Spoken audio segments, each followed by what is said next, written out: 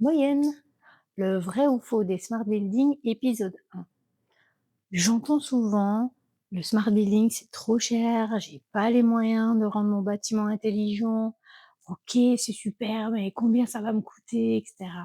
La réalité, c'est que c'est pas un gros investissement, c'est pas cher, hein, pour 2 raisons. La première, c'est qu'en fait, on fait des projets évolutifs.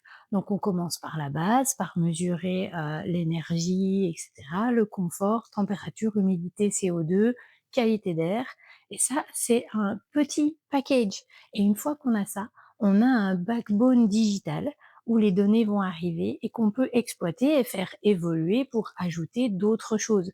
Donc le départ du projet Smart Building peut être très réduit, très petit. Et en plus, il y a des subsides au Luxembourg pour ça, soit pour des projets de digitalisation, soit pour des économies d'énergie. Donc, vous pouvez être subventionné presque à 70% du projet suivant la taille de l'entreprise. Donc, c'est très intéressant. Le ROI est souvent inférieur à 2 ans pour ce genre de projet parce que on va faire des économies d'énergie entre 25 et 60 et donc ça va être rentabilisé relativement vite. 2 ans, c'est très court pour rentabiliser un investissement et pour la qualité d'air, c'est encore mieux.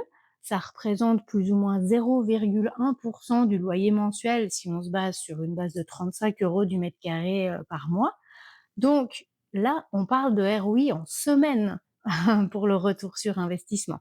Donc c'est vraiment quelque chose qui est pas seulement une dépense digitale, mais qui est surtout un investissement très rentable. Et au niveau de la gestion, on gagne en visibilité, en facturation détaillée, on aura moins de plaintes, moins de frais, on pourra attirer des locataires qui ont des exigences supérieures aujourd'hui. Donc, le bien, l'actif en lui-même est plus attractif. Donc oui, c'est une bonne idée et ce n'est pas cher d'investir dans le smart building. On en parle quand vous voulez.